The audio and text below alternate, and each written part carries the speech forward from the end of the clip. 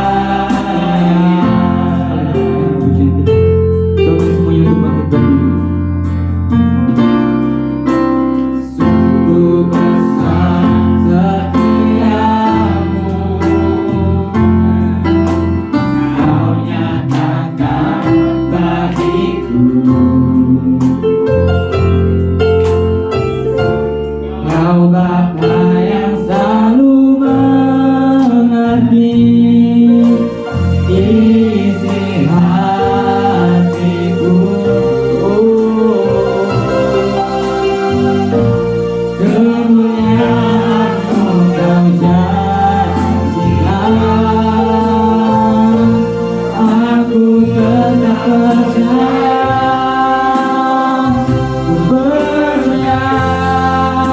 janjimu ajaib, karunia dalam kehidupanku. Ku berjalan di dalam kekuatan, nyata segalanya bagiku.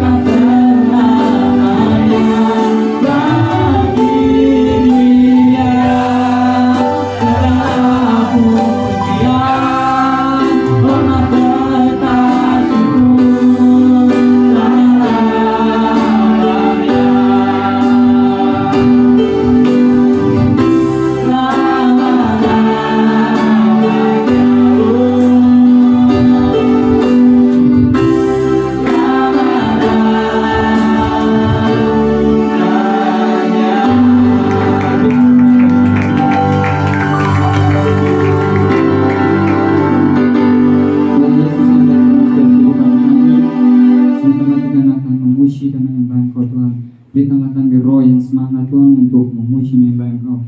Yang percaya boleh katakan amin. Bapak Ibu dan Saudara siap untuk memuji nama Tuhan, amin. Kita percaya bahwa hari ini adalah hari yang penuh dengan sukacita. Sebab itu kita mau memuji Tuhan, kita mau mengagungkan Tuhan. Kita naikkan pujian kita, Pelukis Cakrawala.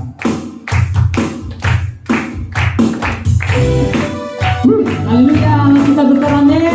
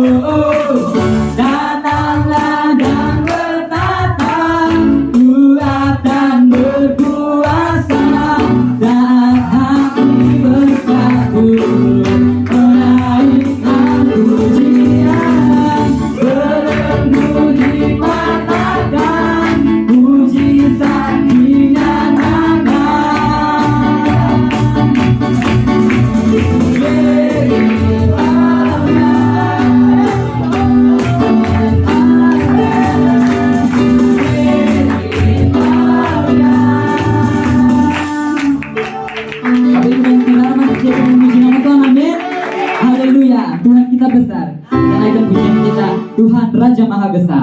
Haleluya.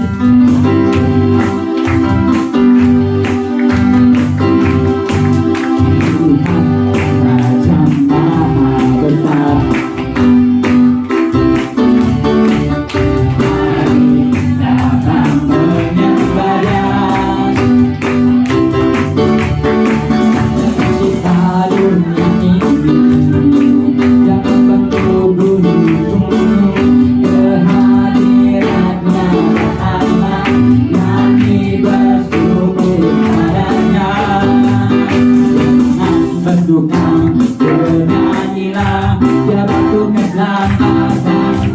pujian Tuhan Raja Maha Besar.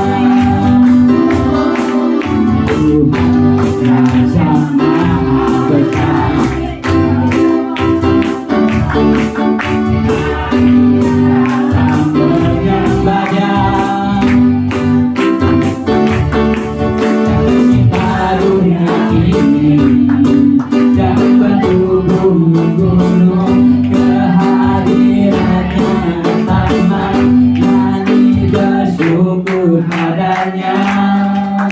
Dengan bersuka bernyanyilah, dia patut keselamatan pujian Tuhan Raja Maha Besar.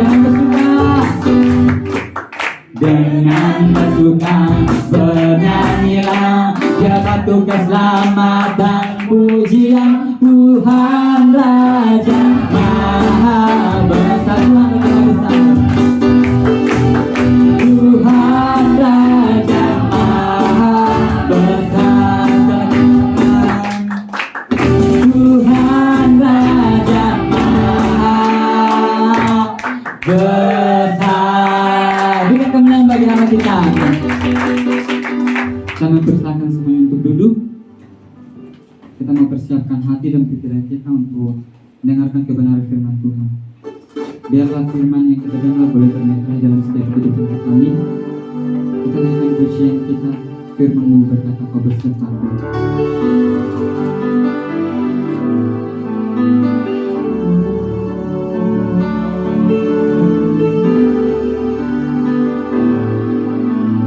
Firman-Mu berkata Kau bersertaku, maka kuat oleh jiwaku. Padamu Tuhan selalu latihan, di setiap langkahku berjalan. Firman-Mu berkata Kau bersertaku, maka kuat oleh jiwaku.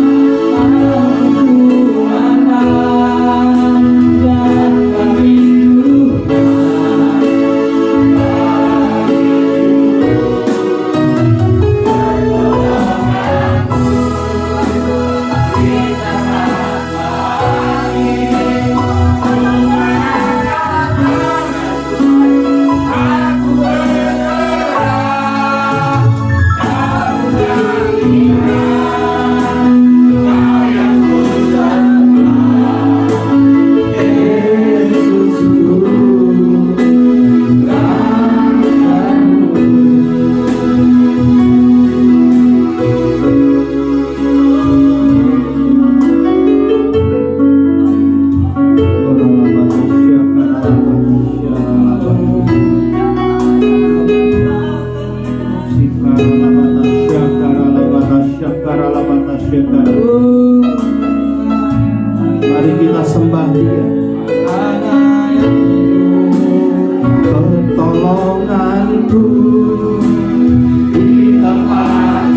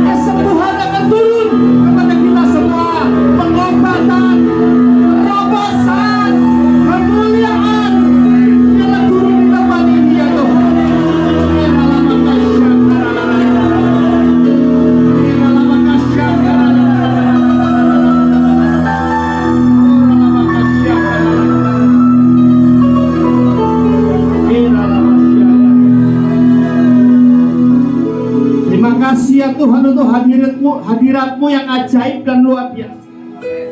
Biarlah saat ini kami mendengar firman-Mu. Beri kami hati seorang murid, hati yang mau belajar dan diajar ya Tuhan.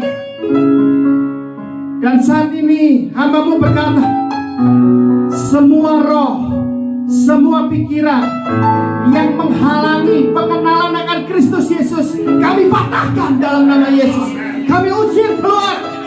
Biarlah hari ini kami mengalami Tuhan secara pribadi, bukan dari kata orang. Kami tahu persis bahwa Tuhan itu baik bagi kami ya Tuhan.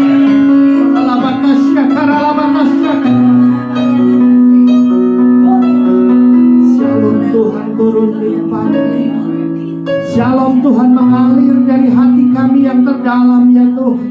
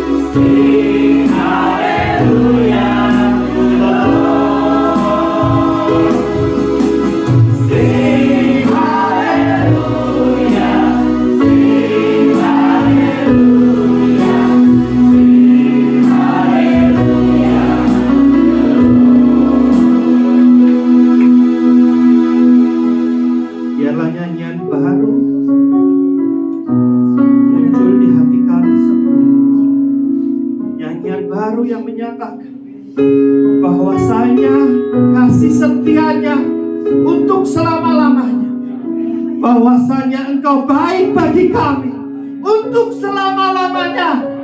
Tidak ada Tuhan yang seperti Engkau, Tuhan yang ajaib, Tuhan yang mulia itu berdiam di dalam hidup kami. Terima kasih ya Tuhan, terima kasih. Kami tahu sesuatu yang ajaib dan dahsyat terjadi hari ini dalam setiap hidup kami ya Tuhan. Berfirmanlah Tuhan, berfirmanlah. Biarlah kami mengalami Engkau secara pribadi, bukan dari kata orang. Dalam nama Yesus, mari kita semua katakan amin. Amin.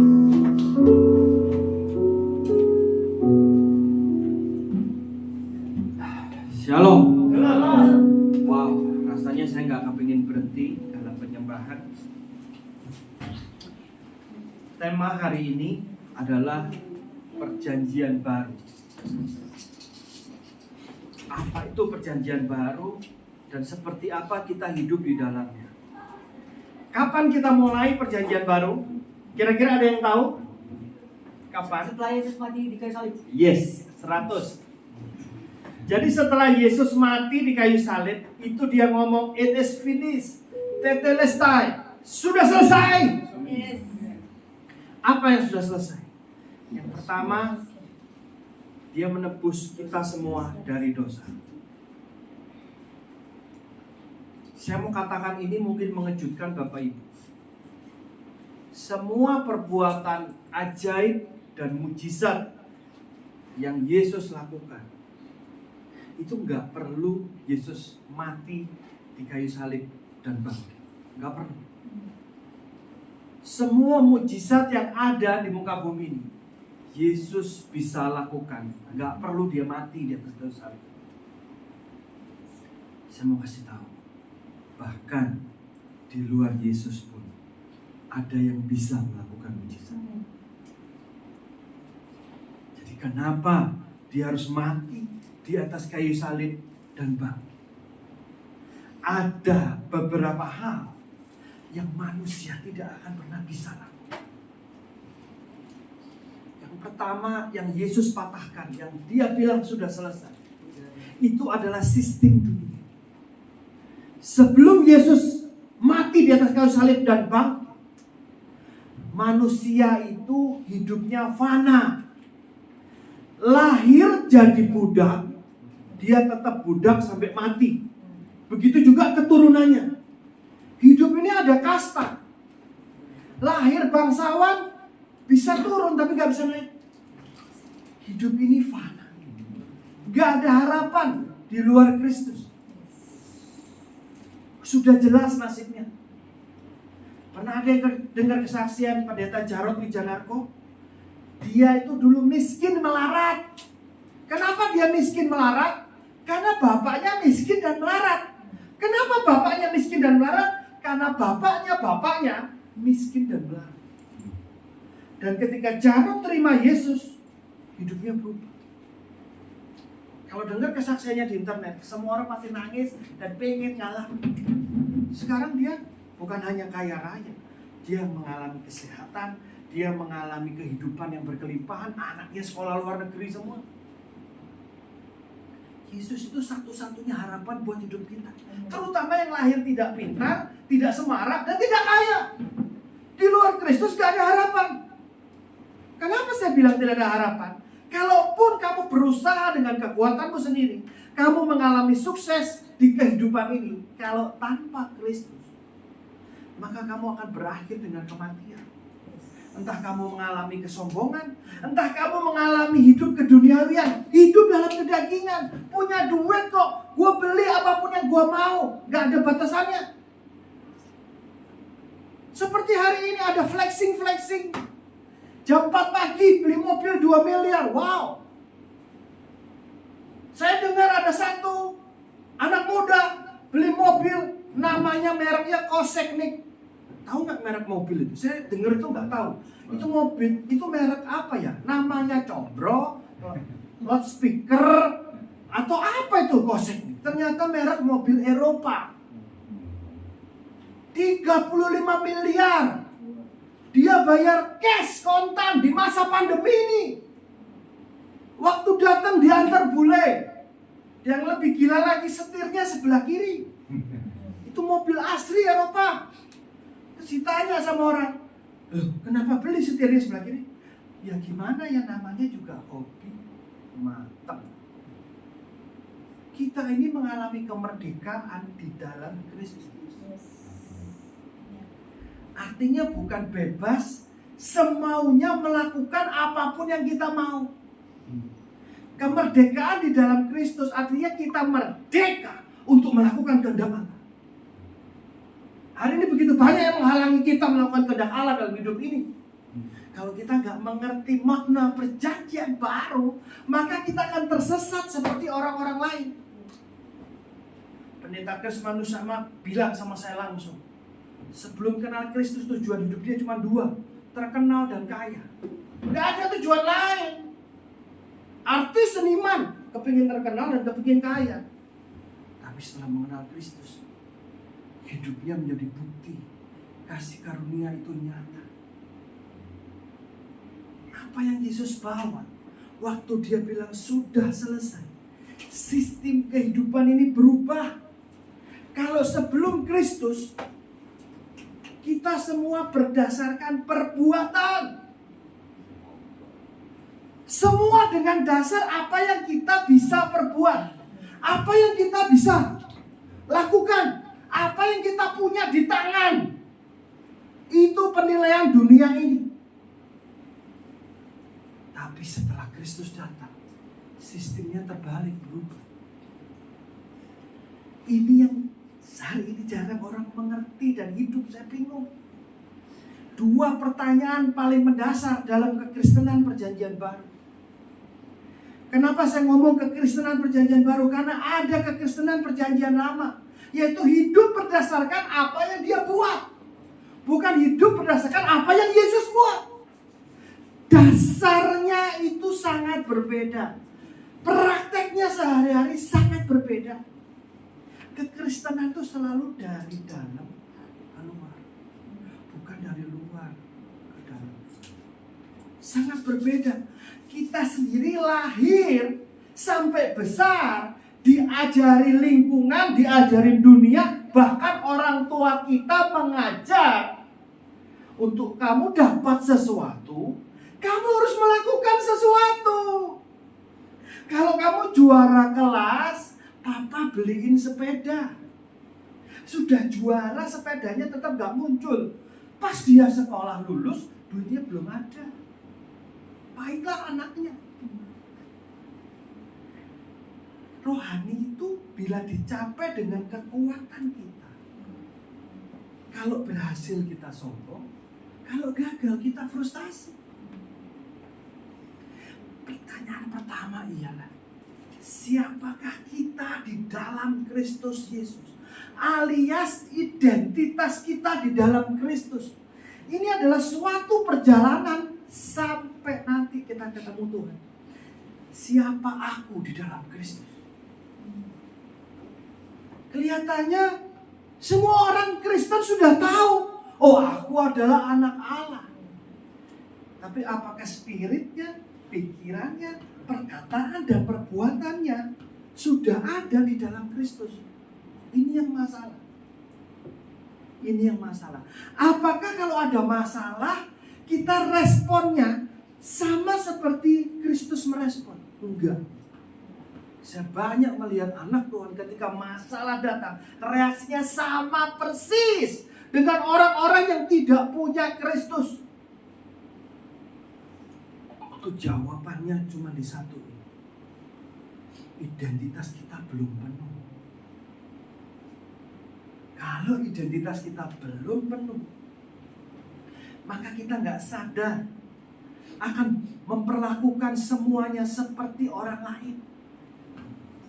Memandang orang seperti dunia ini memandang, bukan seperti surga memandang. Siapa kita di dalam Kristus? Saya kasih tahu ya. Status kita di perjanjian baru cuma 3. anak, sahabat, mempelai. Hamba Tuhan, rasul, nabi, gembala, penginjil, itu adalah fungsi. Bahkan panggilan itu bukan bicara sekedar pelayanan. Panggilan itu bicara profesi kehidupan. Artinya segala sesuatu yang kita lakukan setiap hari seperti untuk Tuhan. Jadi bukan statusnya yang membedakan, dalamnya ini yang membedakan. Kita bisa aja status pendeta, loh saya pendeta, pergi ke gereja tiap hari full time, tapi di gereja saya nonton film porno. Bisa.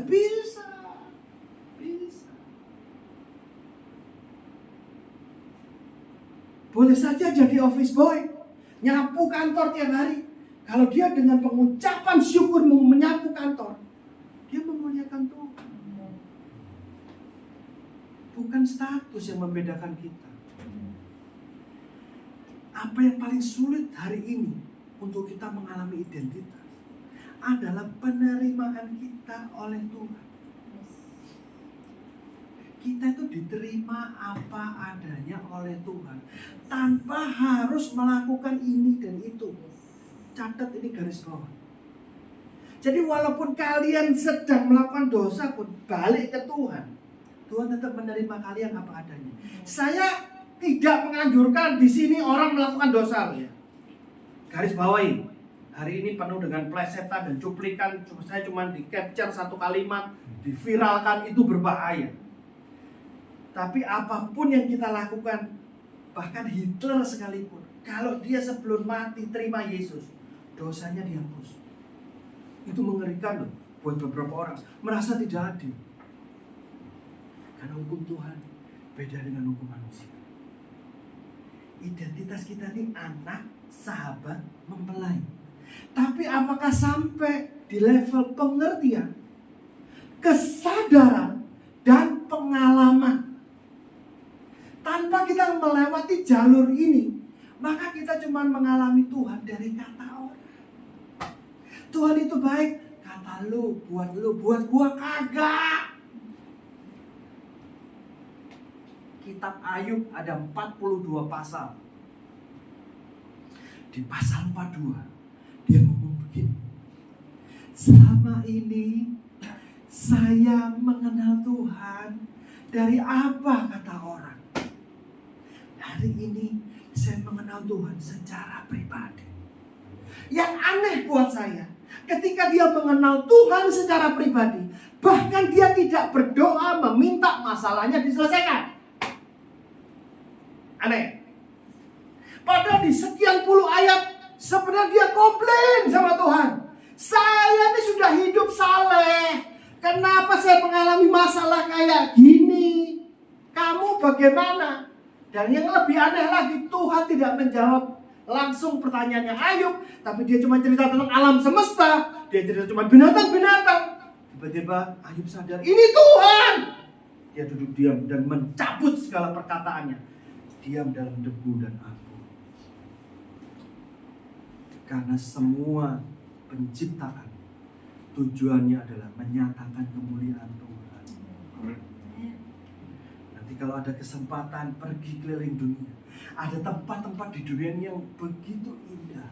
Orang lihat aja bisa nangis. Wow, kok ada alam seindah ini. Harapan kita di dalam Kristus itu tergantung dari ini. Mengerucut di Alkitab Amsal, itu adalah perjalanan hidup kita. Amsal 4 ayat 23 berkata, jagalah hatimu dengan segala kewaspadaan. Disitulah terpanjang kehidupan. Nah, itu buahnya menjaga hati. Tapi bagaimana caranya menjaga hati? Dari Amsal 23 ayat 7. Seperti apa kamu berpikir, kamu jadi kayak gitu. Jadi ini korelasinya sangat erat. Karena ketika kamu berpikir yang salah tentang Tuhan, kamu akan mengalami kayak gitu. Dasar kekristenan kita adalah Tuhan itu baik. Apapun masalah kita, apapun kejadian di dunia ini, Tuhan itu baik. Cuman memang gak semua bisa merasakan dan mengalami kebaikan Tuhan. Balik lagi pintunya dari sini. Baru mengalir ke sini. Saya baru ngerti hari ini. Dulu jagalah hati, jangan ini, jangan itu, jangan ini, jangan itu. Ujungnya frustasi. Karena ininya gak berubah. Bahkan Amsal 23 ayat 7 itu dipakai seluruh motivator seluruh dunia. Kalau kita yang originalnya gak bisa ngalami, rugi. Gimana caranya merubah pikiran? Gimana caranya? Membaca firman Tuhan dengan pengertian perjanjian baru. Tanpa itu kita akan tersesat. Kekristenan perjanjian baru, ujungnya itu dasarnya intinya adalah hubungan. Di luar itu harus dipertanyakan apa tujuannya. Saya tidak menolak, saya tidak berkata itu sesat atau salah. Saya tahu ada hamba Tuhan, ada gereja Tuhan di dunia ini lagi khotbah hujan debu maskus. Wah, keren banget. Mau gak saya? Mau saya. Turun mana dari surga? Wow, keren. Turun batu-batu dari surga. Wow, keren. Turun api dari surga, keren. Buah dari surga, keren. Tapi saya mau kasih tahu, itu semua bisa dilakukan tanpa Yesus harus naik ke kayu salib, mati dan bangkit.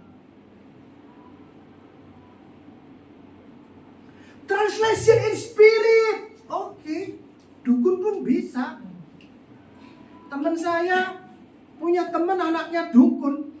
Kalau dia mau pergi kemana-mana sama mamanya cuma diajak ke halaman rumahnya, halaman depan, digandeng tangannya, tutup mata. Itu 1, 2, 3, das, buka mata udah pindah ke tempat yang dia mau tuju. Itu nggak aneh, nggak heran. Dunia roh memang nyata kok. Masalahnya dalam hidup ini kita di dalam Kristus atau enggak. Dan semua kemuliaan ini saya bisa ngalamin hidup emas. Tujuannya apa? Tujuan kekristenan kita itu cuma 3. 1, mengatasi dosa. 2, mengampuni yang bersalah pada kita. 3, mengasihi yang tidak layak dikasihi. Ini peristiwa supranatural ini jangan dianggap terlalu gampang. Coba aja kalau benar, kalau bisa. 3 hal ini adalah perkara supranatural. Untuk inilah Yesus perlu mati. Dan Yesus mati dan bangkit karena dia bisa menembus ruang dan waktu. Sebelum dia mati dan bangkit, kalau kita ada masalah, Yesus harus naik pesawat ke rumah kita, ketemu, tumpang tangan. Secara fisik dia terbatas. Tapi ketika dia mati dan bangkit, dia menembus dunia roh. Siapapun panggil nama dia, dimanapun dia hadir. Dan bagi kita orang percaya, jangan mau tertipu dusta iblis. Yesus bukan di mana-mana. Yesus di sini. 1 Korintus 6 ayat 17 berkata, barang siapa mengikatkan dirinya dengan Yesus, maka dia satu roh dengan Yesus. Maka dia bersama-sama dengan Yesus, duduk di sebelah kanan Allah Bapa hari ini, saat ini. Makanya kita disebut spiritual man. Kenapa? Karena kita hidup di 2 alam. Alam roh dan alam fisik. Ini serius bener. Cuman cara kerja dunia roh kita harus ngerti. Di dalam Kristus kita semua sudah menerima segala sesuatu. Yang paling sulit buat orang percaya adalah kita sudah menerima. Belajar menerima itu sesuatu yang ternyata amat sulit. Kita sudah terlalu sering diajar untuk mengasihi Tuhan dan mengasihi sesama. Saya berani ngomong hari ini, semua yang diajarkan sebelum ini itu adalah akibat, bukan pencapaian. mengasihi Tuhan dengan segenap hati, dengan segenap kekuatan, dengan segenap jiwa, itu mustahil kalau kita belum pernah ngalami kasih Tuhan. Jadi fokusnya hari ini gimana kita ngalami kasih Tuhan, mengalami penerimaan Tuhan yang tanpa syarat. Apakah kita bisa menerima Tuhan mengasihi saya tanpa syarat? Tuhan memberkati saya tanpa sebab. Tuhan menyayangi kita tanpa batas. Saya menikah dengan anaknya Gembala Sidang. Kalau kita dulu ada masalah keuangan, pertanyaan pertama yang keluar dari mulut istri saya cuma satu. Kamu bayar perpuluhan enggak? Jadi seakan-akan kita ini perlu nyogok Tuhan agar berkatnya turun. Loh, apa bedanya Tuhan sama mafia? Mafia itu orang bayar uang perlindungan, bayar dia. Tapi kalau orang-orang yang nggak bayar, yang rusak tokonya siapa? Ya orang yang terima duit tadi. Kamu merendahkan Tuhan deh. Kamu pikir Tuhan itu mafia, sebatas mafia. Lu bayar perpuluhan, berkatnya turun. Lu gak bayar, berkatnya gak turun. Enggak.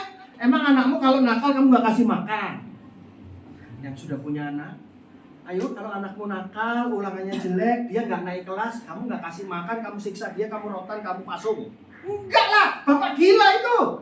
Orang tua gila kalau sampai beneran begitu. Nah sekarang orang tua di dunia aja kayak gitu baiknya.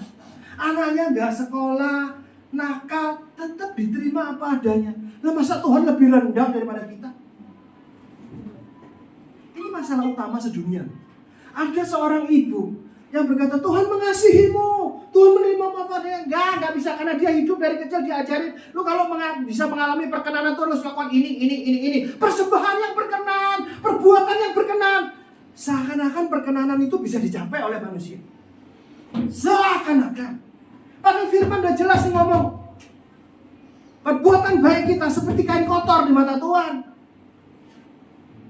Hari ini kalau kita tidak hidup berdasarkan apa yang Yesus perbuat, matilah kita semua. Anak Tuhan itu kalau kalah dalam kehidupan, itu karena dua hal. Dia percaya dusta iblis, dia pakai kekuatan sendiri. Hari ini yang paling masalah adalah orang pintar. Serius, saking pinternya, ininya lebih besar dari Tuhannya. Itu sangat bahaya. Apakah kita nggak boleh pintar? Enggak. Kepintaran yang di dalam Kristus itu sangat berbeda. Itu sangat berbeda. Saya percaya hari ini, ketika engkau mendengar firman perjanjian baru, dalam kurun waktu tertentu hidupmu semua berubah, naik, nggak pernah turun lagi. Dulu teman saya ke fitness, buka baju, lihat kaca, dalam nama Yesus six pack, dalam nama Yesus six pack. Berubah nggak? Berubah 6 bulan kemudian. Ini saya kasih contoh real bagaimana kerja kita dalam roh. Ketika dia percaya Yesus membuat perutnya kurus, maka Roh Kudus di dalam kita akan memberikan suatu ketetapan hati, suatu kekuatan untuk mulai ngurangin makan dan berolahraga. 6 bulan kemudian dia flat. Loh, saya ini pernah ngalami. Saya itu sampai di satu posisi, teman saya ngomong begini, saya lebih percaya Hoge itu kaya daripada Hoge itu kurus. What? Karena seumur hidup kenal saya itu teman dari masa susah sampai gede, perutnya bulat terus. Tapi faktanya hari ini saya sudah 2 kali flat perut. Tapi karena setelah kurus hidupnya kembali seperti awal, gendut lagi. Hidup di dalam Kristus, kamu akan mendapatkan kemenangan terus menerus. Tapi kalau kamu keluar, ya kamu akan mengalami nasib kayak dunia.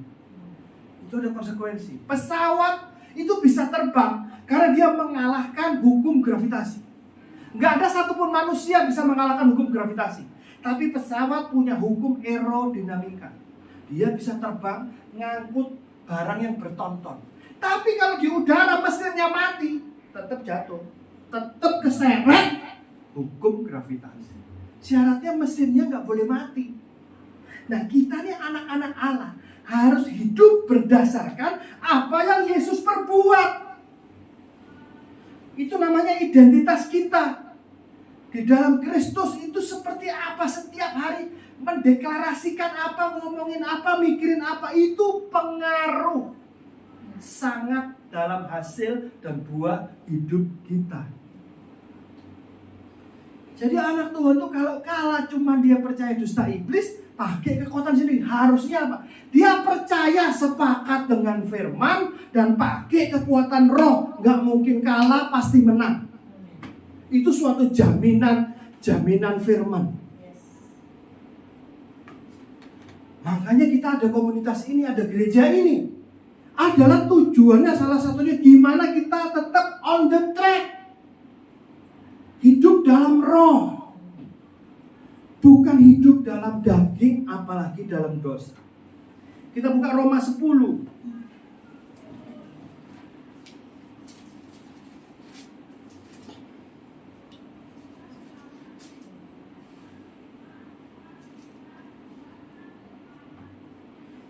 Saudara-saudara, keinginan hatiku dan doaku kepada Tuhan ialah supaya mereka diselamatkan.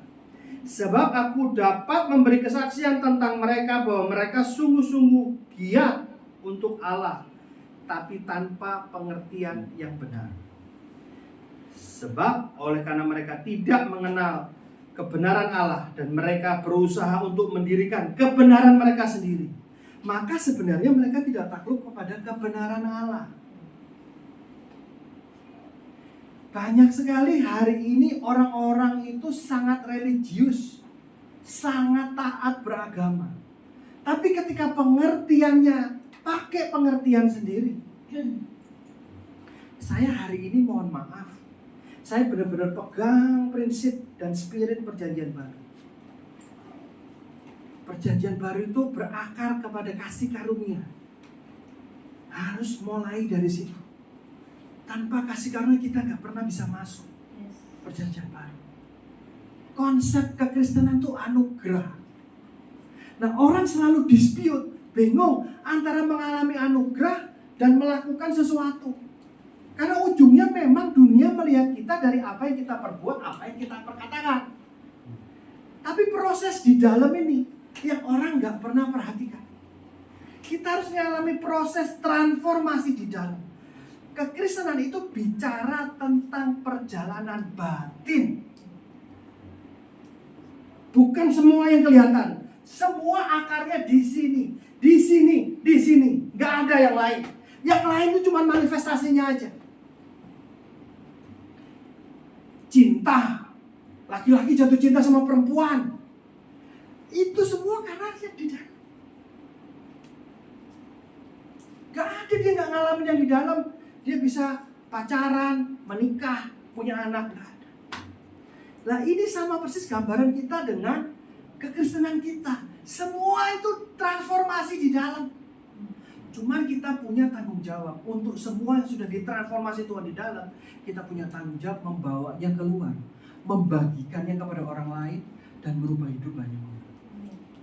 Mengasihi sesama itu di kitab Matius ditulis sejajar dengan mengasihi Tuhan. Ini sesuatu yang sejajar. Makanya kita bisa lihat orang yang mengasihi orang lain itu tiba-tiba seperti menyatakan seberapa dalam rohaninya. Itu gak bisa ditipu kok hari ini. Bukan berarti pulang ini semua utang duit ya ke saya ya. Itu wrong teaching namanya.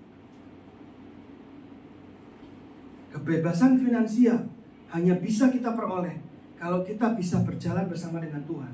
Bukan berharap pada orang. Itu spirit yatim piatu, pengemis, mengharapkan orang, menyalahkan situasi. Itu spirit pengemis. Kalaupun Tuhan pakai orang lain nolong, itu bukan kita yang minta. Tuhan yang menggerakkan hatinya memberikan kepada kita. Kita gak usah minta-minta. Ada seorang hamba Tuhan tiba-tiba WA ke saya. Saya mau nguliahin anak. Saya kurang lebih butuh 50 juta. Dan ketika saya berdoa, wajahmu Hoga muncul terus. Waduh. Oh, mohon maaf ya, saya nggak dapat tuh. Saya nggak tergerak. Ya sudah, kalau nggak ada 50 juta, 5 juta juga boleh. Terus pakai firman Tuhan. Berilah yang meminta kepadamu, jangan tolak. Itu namanya memperkosa firman Tuhan untuk kepentinganmu sendiri. Kita tidak boleh berharap kepada orang. Tapi inti kekristenan adalah hubungan kita dengan orang lain. Itu yang menjadi buah. Ketika kita mengalami kasih Tuhan, barulah kita bisa mengasihi Tuhan. Akibatnya kita bisa mengasihi sesama. Itu urutannya. Sama dalam hidup ini, urutannya adalah kita menjadi dulu siapa saya di dalam Kristus. Baru saya melakukan. Saya menerima dulu, baru bisa memberi. Kita nggak bisa beri yang kita nggak punya. Bahasa Perancisnya kulaan. Kulaan apa ya? Bahasa Indonesia kulaan itu apa ya? Kulaan. Kulaannya sama Yesus. Baru bisa bagi ke orang. Kalau kita nggak pernah kulaan, mana bisa kita bagi ke orang? Kita dapetinnya dari Yesus dulu. Konsep kekristenan itu, sistem kerajaan itu adalah memberi dan menerima, dasarnya kasih. Walaupun ada uang di antaranya, tetap dasar motivasinya kasih. Tahu kapan memberi, tahu kapan menerima. Loh, ini serius gak mudah loh nih. Saya dulu punya gembala konglomerat. Istrinya itu gak pernah mau terima apapun dari jemaat. Dia kasih terus. Tapi di mata Tuhan itu gak benar. Karena lama-lama dia jadi orang baik. Orang baik nasibnya masuk neraka, Bu. Orang benar yang masuk surga. Hanya orang benar yang masuk surga. Karena ketika dia memberi, dia tidak minta imbalan, dia tidak berpamrih apapun. Walaupun bisa juga pamrihnya bukan duit lagi atau barang lagi, tapi minimum penghargaan dan ucapan terima kasih. Dan berapa banyak orang memberi, terus orangnya cuek, bodo amat. Saya pernah ngalamin. Saya lihat orang di jalan, saya pikir dia pengemis. Saya kasih 1.000 ya banyak, itu 10 tahun yang lalu atau 20 tahun yang lalu. Uangnya dibuang. Saya tersinggung, mau marah-marah. Untung Holy Spirit di dalam. Lo ngapain lo marah? Kamu ngasih aja. Uangnya mau dibuang kayak dikasih siapa kayak, bukan urusan lo lagi. Kan kamu sudah beri. Berapa banyak kita yang memberi kepada orang, tapi kita berharap lo harus begini ya, lo harus begini ya, lo harus begitu ya. Itu mah nggak beri, mau ngontrol namanya. Nah, jadi kita harus benar ketemu esensi perjanjian baru, sehingga kita menjalani hidup ini dengan penuh kemenangan dan sukacita setiap hari. Lama-lama kita ini diharapin cuma 2 hal. 1 Tesalonika 4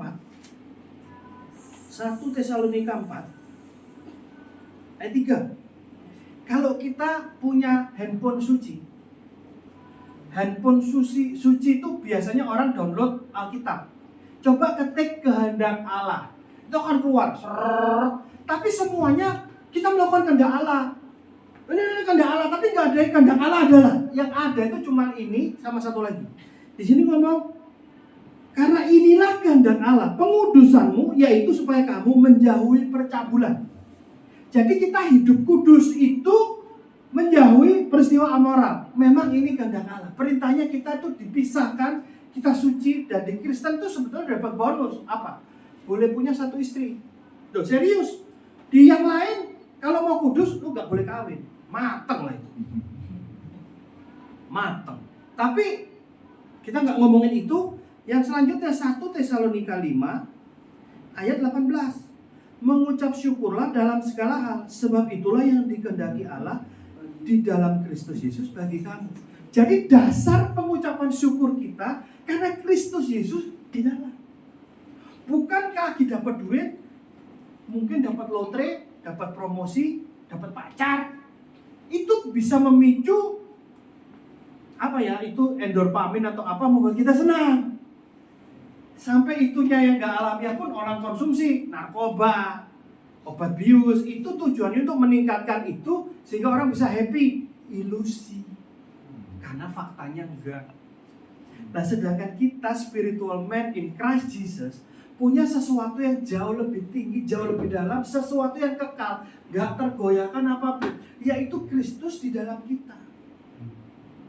Yang selalu saya contohin waktu saya kemana-mana, kalau kulkas kita rusak, saya tidak akan mengucap syukur atas rusaknya kulkas. Rusak apanya gue ucapin syukur?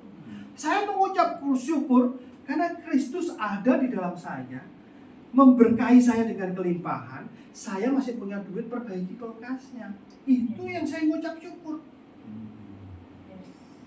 Hidup ini tuh gak menentu loh. Benar.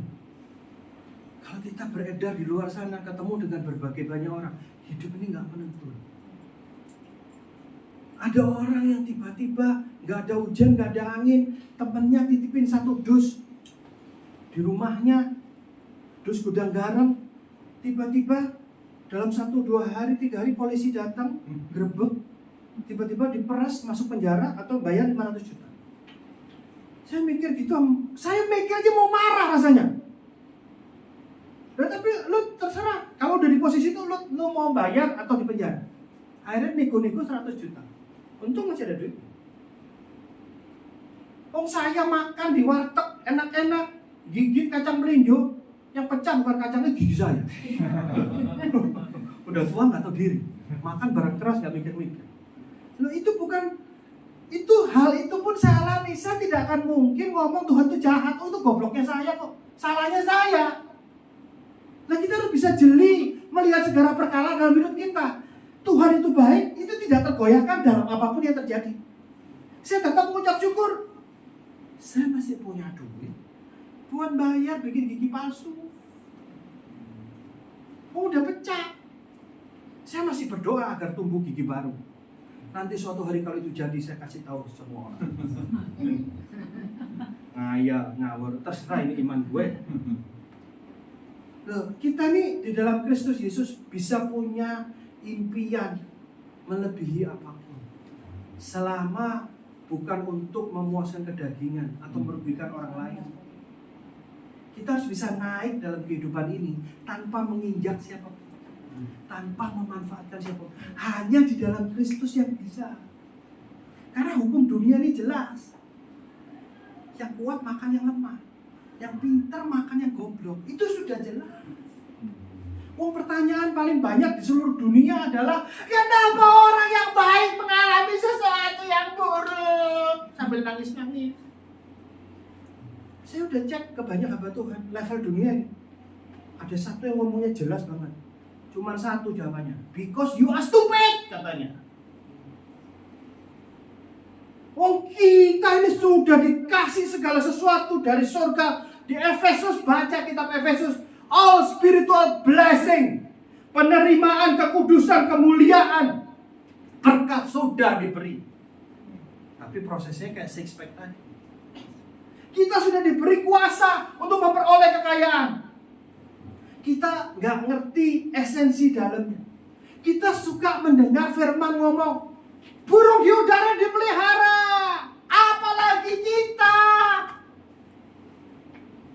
Itu artinya kita nggak usah ngapa-ngapain gitu.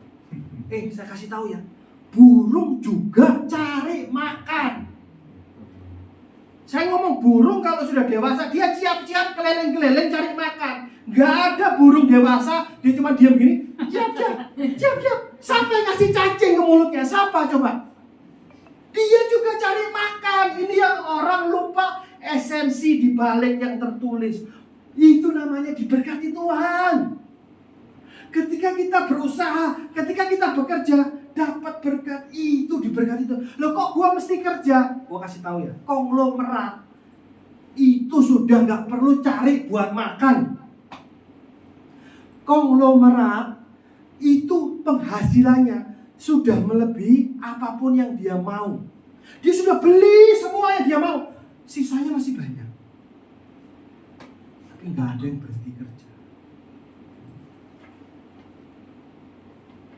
Saya punya anak orang kaya. Dari lahir jebrot sampai gede nggak pernah kerja. Saya tanya, gimana bro hari-harimu? Fucking boring. Sangat membosankan. Dia nggak punya tanggung jawab, dia nggak punya tujuan. Bangun cuma kedap-kedip cari makan, tidur lagi. Mati loh lama-lama. Mati bosen. Karena manusia ini diciptakan fungsinya untuk berkarya. Gak ada namanya manusia itu duduk diam dari lahir sampai mati, gak ada. Kita ini tujuan diciptakan untuk berkarya, menyatakan kemuliaan Tuhan. Gak usah manusia sebut barang apapun, mobil, rumah, apapun, jangan dipakai. Setahun 2 tahun rontok, ini rayap semuanya jebol. Mobil gak pernah dipanasin, gak pernah dipakai setahun 2 tahun, malah masalah. Karena segala sesuatu diciptakan ada tujuannya. Ini yang kita nggak pernah ngerti. Dikira diberkati kelimpahan dalam Tuhan tuh enak tiap hari bangun tidur makan. Itu nggak enak, tahu nggak? Kalau seminggu 2 minggu namanya holiday, liburan. Kalau seluruh hidup kita begitu, mati bosen. Apa enaknya hidup? Lo serius? Tiap hari cuma bangun mau makan apa aja bisa tidur lagi. Ngapa-ngapain enggak? Karena orang tuanya feeding terus ya kayak ikan. Aduh mati kak. Kayak ikan tuh. Cuman gini doang tiap hari gak ada tujuan, gak ada ngapa-ngapain. Mau jadi kayak ikan di akuarium. Kita ini manusia diciptakan untuk kemuliaan Tuhan. Artinya kita mampu melakukan sesuatu, menghasilkan sesuatu dari dasar identitas kita di dalam Kristus. Kalau kita bisa ngerti ini, hidup kita pasti berubah. Selalu naik, gak akan pernah turun.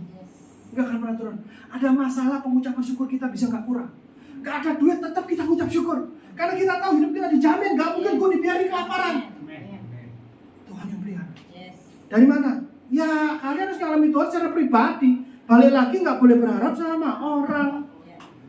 Oh hari ini tuh loh orang yang mau nipu orang banyak. Kenal aja nipu. Gimana narik duitnya orang dengan cara apapun. Nah kalau kita gak punya hikmat, bagaimana? Saya punya teman. Dia tahu saya punya mobil dan dia pengen bisnis jual beli mobil. Dia punya usul begini, bro, kita kerjasama bro, kita make a business. Lu jual mobil lu, duitnya gua buat modal usaha jual beli mobil. Kalau untuk bagi 2 bro, lu gak usah ngapa-ngapain bro, bagi 2 bro, 50-50 bro. Oke, itu kalau berhasil. Kalau gagal, ya namanya juga bisnis bro, ada juga gagalnya. Nah terus lu modal apa? Dan ternyata yang begini sabrek-abrek di sekitar kita. Lu beneran? Kamu kalau nggak punya hikmat, nggak punya pengertian firman, kesadaran identitas di level pengertian, kesadaran dan pengalaman, kamu gampang dimakan orang. Lu nggak bisa menyalahin Tuhan jahat, kok saya ditipu. Lu begonya nggak karu-karuan. Gimana cara nolongnya? Cara mikirnya? Kita kalau udah komitmen, kita harus tahu konsekuensinya. Misalnya saya mau ibadah jam 10 besok di sini. Datang ya, kata Pak Gembala.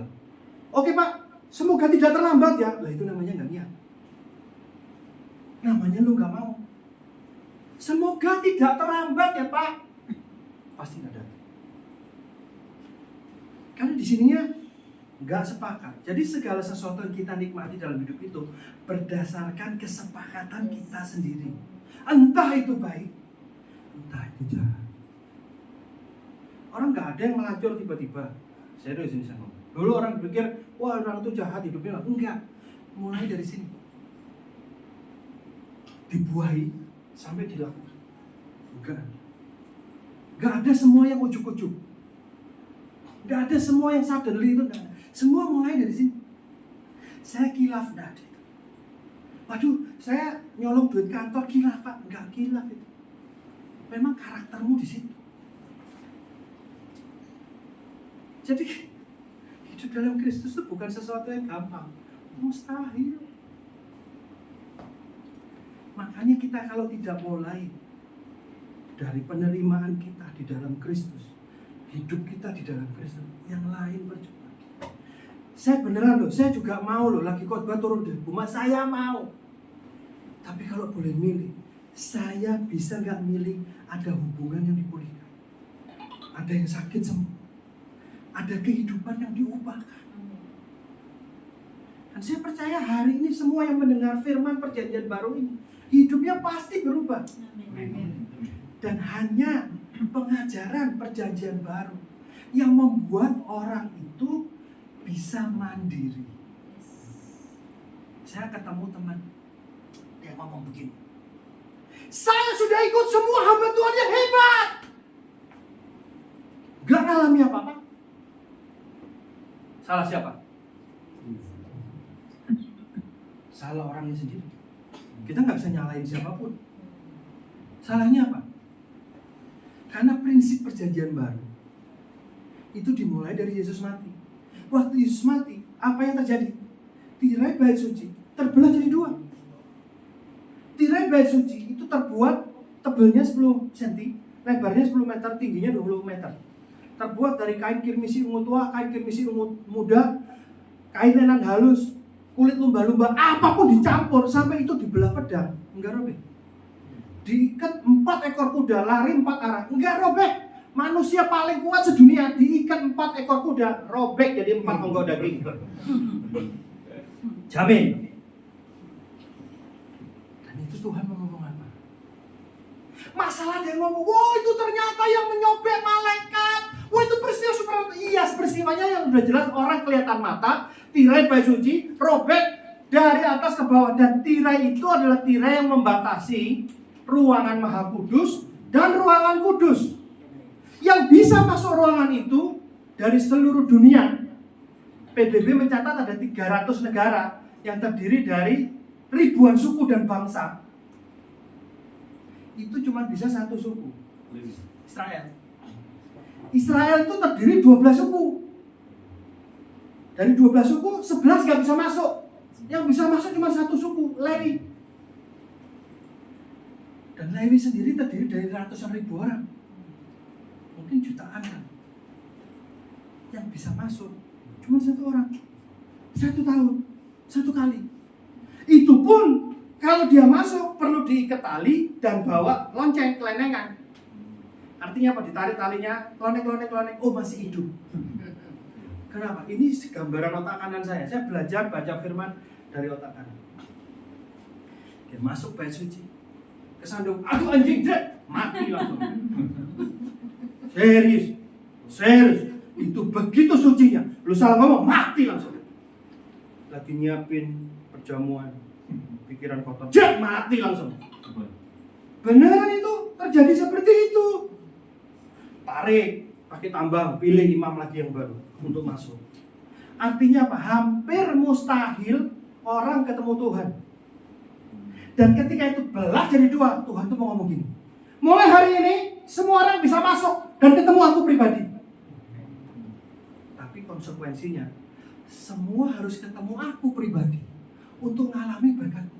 Lu gak bisa dompleng ke siapapun. Hamba Tuhan tuh terbukti mengalami Tuhan, terobosan berkat jasmani rohani apapun dah. Dia ketemu Tuhan sendiri. Tapi ketika dia ngajar ke orang gak nangkep spiritnya. Dia coba copy paste, gak bisa. Lu harus ketemu Tuhan secara pribadi, baru itu bisa jalan. Gak peduli umur kita berapa, ngalami kesembuhan, berkat, pertolongan itu dari posisi kita di dalam Kristus. Artinya kebenaran itu adalah posisi kita di dalam Kristus. Kita mengenakan Kristus dalam hidup ini. Ini sekarang, kalau dulu orang baru bertobat, saya menyarankan dan bahkan menyuruh membaca Alkitab dari Kejadian sampai Wahyu. Hari ini, kalau saya menginjil orang bertobat, saya menyarankan dia harus baca surat-surat Paulus terlebih dahulu dan kitab Yohanes, supaya mengerti identitasnya di dalam Kristus. Karena ini dasar dan fondasi. Ini yang membuat kita tidak memberhalakan siapapun. Karena kalau kita belajar dari hamba Tuhan berhasil, sadar nggak sadar dalam itu worship dia akan menjadikan Tuhan. Dan berapa banyak hamba Tuhan yang nggak sadar, ini saya nggak bilang sadar, nggak sadar tiba-tiba dia udah gantiin posisi Tuhan dalam hidup orang lain. Itu nggak boleh terjadi dan nggak bisa. Jadi kita lihat Pak Ferdinand diurapi sama urapannya Pak Ferdinand, nggak bisa. Kamu harus ketemu Tuhan sendiri. Secara pribadi, kamu harus dengar suara sendiri. Contoh, saya mungkin pernah ngomong, Pastor Hatta Halimas, itu hamba Tuhan di Cacat. Benar-benar, suara kalau Tuhan Yesus itu baik. Sebelum dia terima Yesus, dia agamanya Buddha. Dia cari kemanapun supaya bisa sembuh.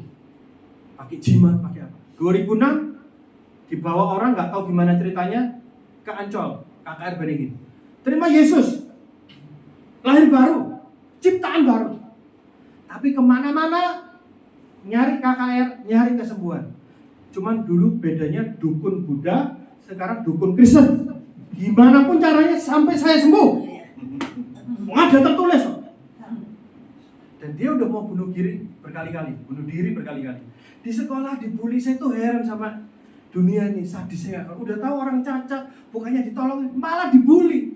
Itu terjadi di seluruh dunia. Lu punya kekurangan, lu ke sekolah, bukannya lu dikasihani, enggak, dibully malah. Saking stresnya sampai dia itu mau bunuh diri di sekolah, enggak tahan lagi dibully, dia naik ke lantai paling atas, dia mau loncat. Enggak jadi loncat kenapa? Kalau gua jatuh mati enggak apa-apa, kalau enggak lebih sengsara hidup gua. Enggak jadi bunuh diri. Sampai suatu hari dia dengar suara Tuhan ngomong di hati, di pikiran. Hatta, kasihku cukup bagimu. Kasihku cukup bagimu. Hari itu dia ngalami kayak Ayub, berdamai dengan diri, berdamai dengan Tuhan. Dan dia sampai hari ini gak pernah minta sembuh. Dia menjalani hidupnya dengan sukacita. Hari ini dia menjadi salah satu apologet terbaik di dunia. Tahu apologet? Bisa menjawab peristiwa-peristiwa sulit berdasarkan firman. Dia kalau khotbah, pendeta senior seperti Chris Mansuma nangis. Termasuk saya. Saya lihat dia ngomong cerita Injil aja. Ini orang cacat. Rasa syukurnya bisa dirasakan semua orang. Gua komplit nih, semua punya nih. Kenapa gua gak bisa ngucap syukur kayak dia? Ada yang salah. Ada yang salah. Surat Paulus itu muatannya 2 hal. Apa yang harus kita ketahui dan apa yang harus kita lakukan. Kitab Roma, kitab Efesus itu sangat powerful, luar biasa. Dan itu semua sudah diberikan kepada kita. Tapi kalau kamu nggak tahu ya kamu nggak bisa manfaatin. Misalnya satu orang, saya setor ke rekeningnya Pak Ferdinand 1 miliar. Pak Ferdinand nggak tahu, maka dia akan bertingkah laku seperti tidak punya 1 miliar. Padahal 1 miliar itu sudah disetor. Nah demikian juga dengan kekristenan perjanjian baru. Semua berkat itu sudah diberikan. Kamu perlu apapun itu sudah diberikan. Tapi itu ada kode rahasia. Apa kode rahasianya? Kalau kamu ketemu rahasianya, kamu bisa dapat. Kalau enggak, semua orang ngalami dengan gampang tanpa menghargai apapun. Semua mengalir kepada diri sendiri. Surat Paulus ini powerful sekali. Mulai sampai mengalami identitas kita di dalam Kristus, sampai level pengertian, kesadaran, dan pengalaman. Baru kita beranjak. Pertanyaan kedua yang paling penting, siapa Kristus buat saya? Tanpa kita mengetahui siapa saya di dalam Kristus, kita nggak pernah mengalami power of Christ, mengenakan Kristus itu kan. Contoh membaca perjanjian lama dengan prinsip perjanjian baru itu seperti ini. Di sini semua tahu Ishak memberkati Esau dan Yakub. Tahu ceritanya, saya nggak usah baca ayatnya ya di rumah. Banyak kan yang saya mau ngomong, jadi kalau baca nggak sempet. Jadi ceritanya Ishak mau memberkati Esau, bukan Yakub, Esau karena dia anak sulung. Tapi sama mamanya dia dipakai bajunya Esau, si Yakub. Dan dia disuruh mendekat kepada Ishak dan diberikan. Dicatat. Berkatnya masuk, berkatnya diterima. Kita sekarang mengenakan Yesus. Jadi sebenarnya ini apapun yang kita perbuat, Tuhan gak pernah lihat kita jelek. Dia lihat Yesus yang di dalam kita. Ingat, kita satu roh dengan Yesus. Roma 8:11 bicara, roh yang membangkitkan Yesus dari antara orang mati. Roh yang sama ada di dalam kita, dwelling in us. Christ in us. Ini pengertian perjanjian baru. Jangan mau kita dijudge oleh siapapun, walaupun kita pernah melakukannya. Itu bukan urusan gua, itu masalah. Gua sekarang ciptaan baru. Saya mengenakan Kristus. Saya melakukan apapun, memikir apapun hari ini berdasarkan Kristus. Perlahan tapi pasti. Hidupmu pasti. Amin. Saya kalau ngomong lagi bisa 2 jam lagi. Jadi ini aja tolong direnungkan dan mulai baca surat-surat Paulus. Bacanya itu minta pengertian supaya setiap selubung kita dipecah. Jadi kita hidup tidak disesatkan siapapun, apapun, dengan tujuan yang sama, dengan purpose yang sama, dengan goal yang sama. Kalau nggak hati-hati, kita akan dimanfaatkan orang lain. Kita harus dengar suara Tuhan secara pribadi. Kalaupun kita bekerja di sini, itu kita tahu Tuhan taruh kita di sini. Dan ketika Tuhan taruh kita di sini, fungsi saya apa? Ada pasti. Gak mungkin gak ada. Nah, mulai main di situ, mulai hidup di sana, bergerak dari identitas kita di dalam Kristus. Perjanjian baru selalu bicara hidup berdasarkan apa yang Yesus sudah perbuat, bukan yang lain. Jangan mau ditipu oleh iblis. Hari ini mulai kenali dusta iblis apa dalam hidup kita masing-masing. Secara umum, dusta iblis yang paling sering di orang-orang adalah saya tidak layak, saya tidak pantas, saya tidak mampu, saya tidak bisa. Itulah dusta iblis yang paling umum. Karena apapun dusta iblis, kalau kita nggak makan, nggak sepakat, itu tidak akan bisa terjadi. Ingat ya, apapun yang kita dengar, kita lihat, tanpa kita sepakat, itu tidak akan terjadi. Tapi kalau kamu kena takut, ambles, itu sepakat versi yang negatif. Maka kamu akan ngalami seperti yang Ayub ngomong, apa yang kau takutkan itu yang kau alami. Saya sekarang kalau saya pernah nggak takut, ya pernah lah. Kita takut, shit. Tuhan adalah gembala, tak akan kekurangan. Sekarang belajar Ibrani, Adonai Roi, Lo Eksak. Ambil apa yang Kristus sudah berbuat. Bahkan dalam seluruh kejadian ini sampai Wahyu, itu Kristusnya ada, cuma nggak ketemu aja kita. Nah sekarang kita baca ini, di mana Yesus? Amin. Kita merenungkan firman ini supaya yang dari Tuhan masuk ke sini, dan karena itu hidup kita ini berubah. Nggak tergantung orang, nggak ngarepin orang. Berhubungan sama orang bisa, tapi bukan dengan asas manfaat, tapi kasih.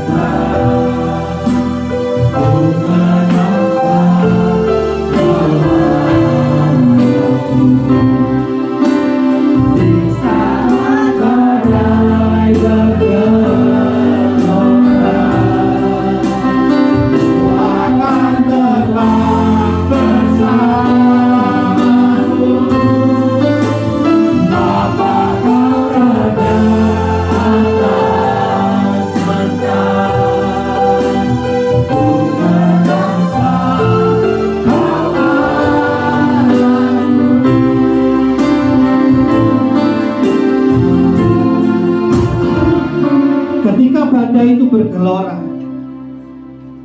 Terlalu banyak orang yang bahkan tidak bisa tidur. Tapi Yesus tidur di buritan ketika badai bergelora. Ada firman Tuhan berkata, Tuhan memberkati orang-orang kesayangannya pada waktu tidur.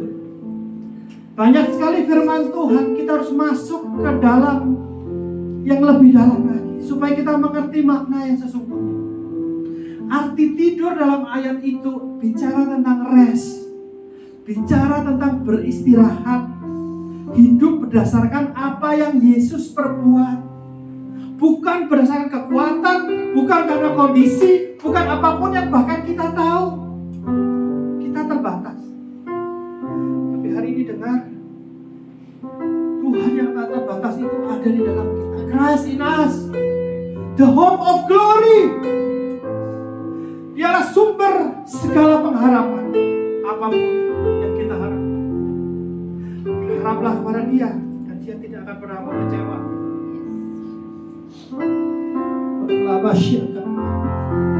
Firman-Mu selesai diberitakan, anak-Mu percaya hari ini terjadi.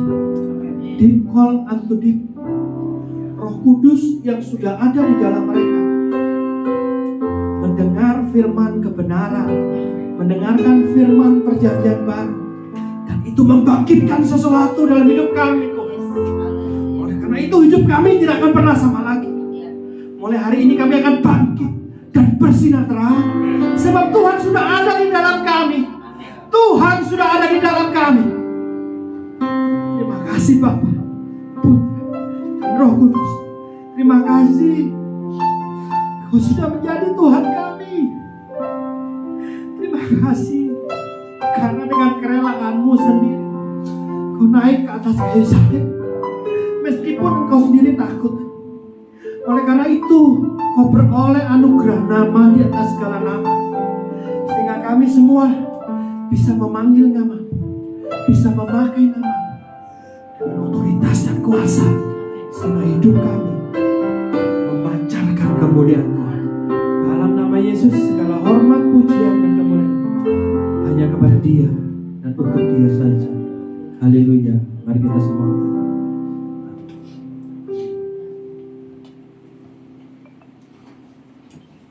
Bapak, Ibu, dan Saudara diberkati oleh firman Tuhan. Amin. Terima kasih buat hamba-Nya yang sudah melayani kita pada hari ini. Tuhan Yesus memberkati. Kita saatnya kita akan memberikan persembahan. Biarlah saudara dan saya baru memberikan yang terbaik di hadapan Tuhan. Sebelum kita memberikan terbaik, kita naikkan pujian kita Allah sumber kuasa.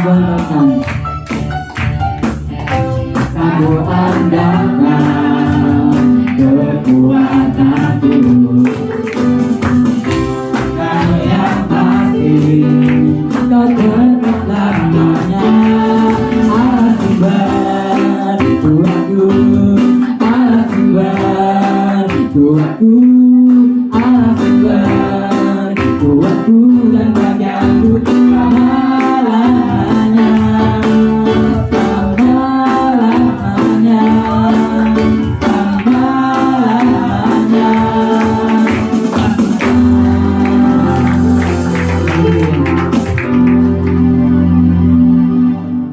Itu saya sampaikan kepada Bapak. Kita akan mengakhiri ibadah minggu pagi ini. Mari kita berdoa. Bapak, terima kasih buat kebenaran firman yang boleh kami dengar hari ini Tuhan. Biar itu boleh mengubah hati kami, mengubah pola pikir kami, bahwa Kristus Yesus sudah melakukan yang terbaik. Dan pada waktu Tuhan berkata sudah selesai, maka segala hal yang ajaib, yang terbaik dari sorga sudah diberikan kepada setiap kami. Dan biarlah hari demi hari kami menjalani kehidupan kami Tuhan, berdasarkan apa yang sudah Yesus lakukan atas setiap kami yang percaya kepadamu. Bahkan hidup yang kami jalani ini adalah hidup oleh karena iman percaya kepada Kristus yang sudah mengasihi kami dan yang sudah menyerahkan nyawanya bagi setiap kami. Terima kasih Bapak, Kau memberkati akan hamba-Mu Pastor Oke Andrian Jasa, Tuhan yang menyampaikan isi hati Tuhan bagi setiap kami. Tuhan yang memberkati akan hamba-Mu dalam pelayanan, dalam pekerjaan, usaha yang dilakukan. Kami percaya bahwa janji Tuhan senantiasa digenapi dalam kehidupannya. Kami percaya Bapak, keluarganya diberkati oleh Tuhan karena janji Tuhan yang dahsyat dan ajaib. Dan kami percaya Tuhan, biar Tuhan terus membawakan hamba-Mu ini dari satu kemuliaan kepada kemuliaan yang semakin besar, karena Engkau senantiasa baik atas seluruh kehidupannya. Terima kasih Bapa. Kami serahkan juga setiap persembahan yang sudah kami beri kepada melalui ibadah pada minggu pagi ini Tuhan. Kami tahu Engkau sudah terlebih dahulu mengasihi kami, bahkan Engkau sudah memberikan yang terbaik Tuhan. Dan bentuk ucapan syukur kami melalui ibadah ini Tuhan, kami mempersembahkan untuk pelayanan pekerjaan Tuhan di tempat ini. Kami tahu Tuhan, apa yang kami persembahkan Tuhan jauh dari apa yang sudah Engkau lakukan dan Engkau sudah korbankan melalui hidup-Mu bagi setiap kami. Oleh sebab itu Bapa, Engkau yang menerima setiap persembahan daripada umat Tuhan, Engkau yang menyucikan, menguduskan Tuhan. Dan biarlah persembahan yang kami berikan boleh itu menyenangkan hati Tuhan, dan pekerjaan Tuhan boleh dinyatakan melalui gereja ini. Terima kasih Bapa, Engkau yang memberkati setiap kami yang telah memberi persembahan Tuhan. Kami percaya tidak ada orang miskin di antara kami, karena Tuhan sudah memberkati kami dengan segala hal yang ajaib, yang dahsyat. Dan kami menerima dengan ucapan syukur, dan kami mempersembahkannya karena Engkau Tuhan yang baik atas hidup kami. Terima kasih Bapa. Kami juga berdoa untuk setiap pergumulan jemaat Tuhan. Bagi mereka yang sakit, kami berdoa dalam nama Tuhan Yesus Kristus. Segala sakit penyakit kami sudah ditanggung Tuhan Yesus di atas kayu salib. Dan oleh bilur-bilur Yesus, saat ini kami sepakat berdoa bagi setiap jemaat yang sakit. Saat ini juga kami terima kesembuhan yang daripada Tuhan. Kuasa kesembuhan Tuhan mengalir menjamah setiap anggota tubuh kami yang sakit. Dan kami menerima kesehatan yang sempurna yang Tuhan sudah sediakan melalui pengorbanan-Mu Tuhan. Terima kasih Bapa. Bahkan segala sesuatu yang kami butuhkan dan kami perlukan Tuhan, untuk segala kebutuhan kami sehari-hari, Tuhan yang menyediakan dengan cara Tuhan yang ajaib. Kami menyerahkan Tuhan setiap pergumulan jemaat. Engkau yang mencukupi Tuhan. Engkau berkata bahwa Allahku akan mencukupi segala keperluan dan kebutuhan kami menurut kekayaan dan kemuliaannya. Dan Engkau adalah gembala yang baik, bahwa kami tidak akan kekurangan sesuatu pun yang baik Tuhan. Engkau adalah Jehovah Jireh yang menyediakan Tuhan segala sesuatu, dan Engkau adalah Tuhan yang lebih daripada cukup untuk segala pergumulan dan masalah kami. Terima kasih Bapa, biar kebenaran-Mu Tuhan boleh termeterai dalam hati kami. Engkau mengenal seluruh kehidupan kami, mengenal isi hati kami, bahkan segala pergumulan dari umat Tuhan. Engkau yang membukakan jalan Tuhan. Kami menyerahkan seluruh hidup kami. Kami percaya janji Tuhan digenapi atas hidup kami, dan kami akan melihat perbuatan-perbuatan besar yang Tuhan nyatakan melalui seluruh kehidupan umat Tuhan. Terima kasih Bapa. Kami berdoa juga Tuhan, bagi masalah-masalah keluarga, masalah rumah tangga. Kami tahu di akhir zaman ini iblis tidak pernah tinggal diam untuk menghancurkan keluarga-keluarga Kristen. Tapi kami mau mendasari hubungan keluarga kami Tuhan di dalam kasih Tuhan, di dalam pengampunan Tuhan. Oleh sebab itu Bapa, kami berdoa dalam nama Tuhan Yesus, masalah-masalah keluarga antara suami istri, antara hubungan antara orang tua dengan anak-anak Tuhan. Tuhan, kami berdoa dalam nama Tuhan Yesus, Tuhan pulihkan, Tuhan sembuhkan Tuhan. Biar boleh terjadi pemulihan di dalam keluarga-keluarga umat Tuhan. Kami tidak mengizinkan semua pekerjaan setan, semua intervensi iblis yang mencoba memecah belah, menceraikan atau melakukan hal-hal yang jahat atas umat Tuhan. Saat ini kami sepakat dalam nama Tuhan Yesus, kami tolak semua pekerjaan-pekerjaan setan itu. Biar pemulihan kasih Tuhan dinyatakan bagi seluruh keluarga umat Tuhan. Terima kasih Bapa, kami juga berdoa Tuhan bagi pemerintahan bangsa kami di tengah masa-masa yang sukar ini Tuhan, di mana harga-harga semakin naik, bahkan inflasi sedang terjadi, resesi yang sedang ada di depan mata kami. Tapi kami percaya Tuhan, janji Tuhan ya dan amin atas hidup kami, bahwa Tuhan menyediakan segala sesuatu. Kami tidak perlu takut, kami tidak perlu khawatir, sebab ada perlindungan Tuhan, ada penyertaan Tuhan yang akan membuat setiap kami sebagai anak Tuhan diluputkan dari segala situasi yang sedang terjadi di bangsa-bangsa. Oleh sebab itu kami berdoa Tuhan bagi setiap pemimpin bangsa kami, Tuhan berikan hikmat sehingga segala keputusan, segala kebijakan, kami minta biar rencana Tuhan, kehendak Tuhan saja yang terjadi atas bangsa dan negeri kami. Kami tolak segala rancangan iblis, segala tipu daya, segala tipu muslihat iblis yang coba membuat pemerintah bangsa kami tidak menggenapi akan rencana Tuhan. Kami tolak, kami patahkan dalam nama Tuhan Yesus Kristus.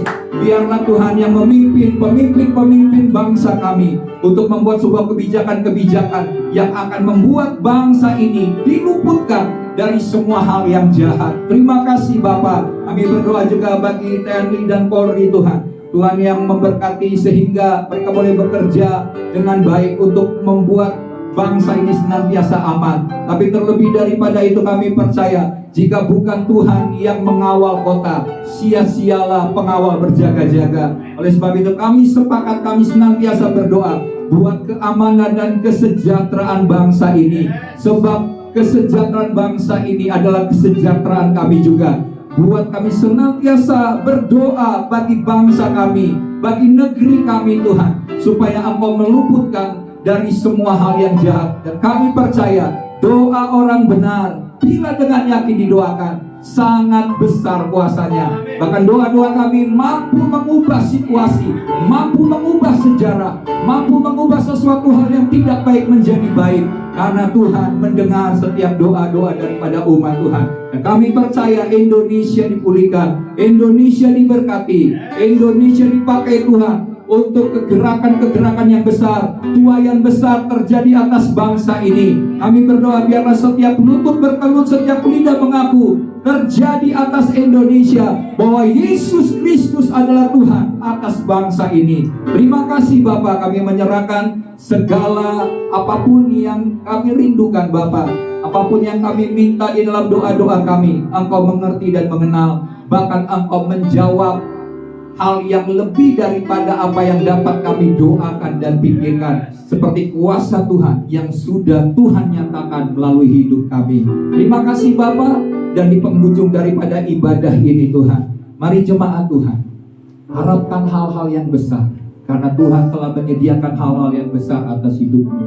Dan Tuhan akan memberikan kekuatan, pengurapan. Tuhan akan memberikan kekuasaan yang daripada Tuhan, pengaruh, bahkan semua hal yang dahsyat daripada Tuhan, untuk membuat hidupmu bersama-sama dengan Kristus akan memerintah, dan janji-janji Tuhan boleh digenapi atas hidupmu. Maka hamba berdoa Tuhan, turunlah berkat daripada Bapa Surgawi, kasih setia, kasih karunia, cinta kasih daripada Tuhan Yesus Kristus, dan persekutuan yang manis dengan Roh Kudus yang akan membuat kami memiliki hubungan yang baik dengan Tuhan, dengan Bapa kami, dan juga dengan sesama kami Tuhan.